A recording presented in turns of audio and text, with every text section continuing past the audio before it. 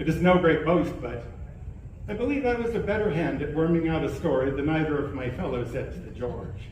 And perhaps now there is no other man alive who could narrate to you the following foul and unnatural events. In his young days, Betty studied medicine in the schools of Edinburgh.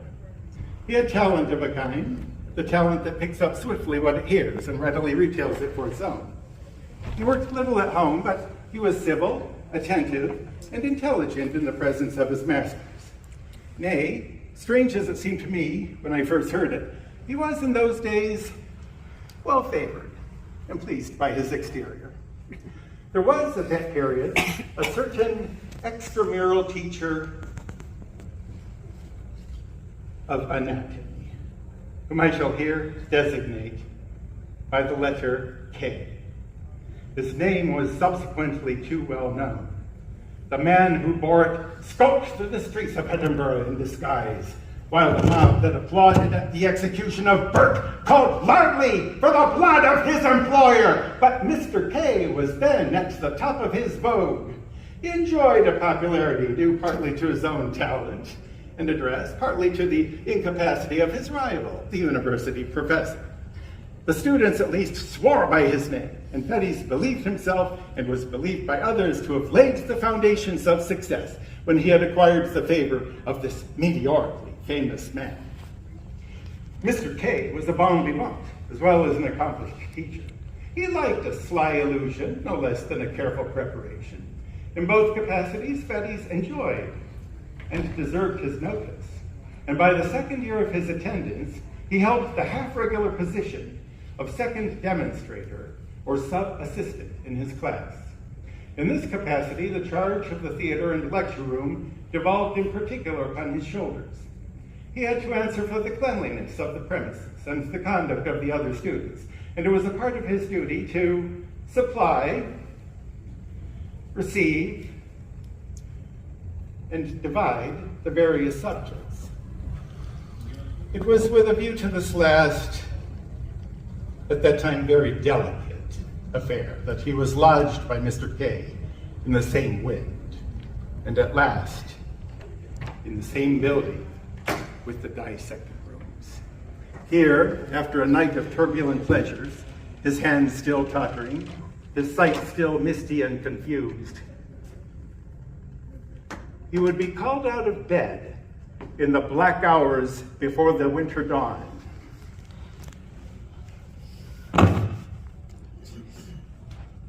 By the desperate and unclean interlopers who supplied the table.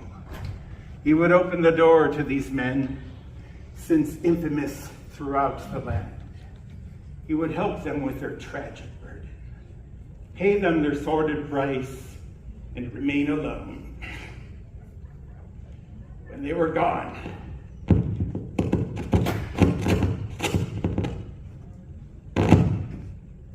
with the unfriendly relics of humanity. From such a scene, he would return to snatch another hour or two of slumber, to repair the abuses of the night, and refresh himself for the labors of the day. Few lads could have been more insensible to the impressions of a life thus passed among the ensigns of mortality. His mind was closed against all general considerations. He was incapable of interest in the fate and fortunes of another, the slave of his own desires and low ambitions. Cold, light, and selfish, in the last resort, he held that modicum of prudence, miscalled morality, which keeps a man from inconvenient drunkenness or punishable theft. He coveted, besides, a measure of consideration from his masters and his fellow pupils, and he had no desire to fail conspicuously in the external parts of life. Thus, he made it his pleasure to gain some distinction in his studies, and day after day rendered unimpeachable eye service to his employer, Mr. K. For his day of work, Fettes indemnified himself with nights of roaring, blackguardly enjoyment. And when that balance had been struck, the organ which he called his conscience declared itself content. The supply of subjects was a continual trouble to him, as well as to his master.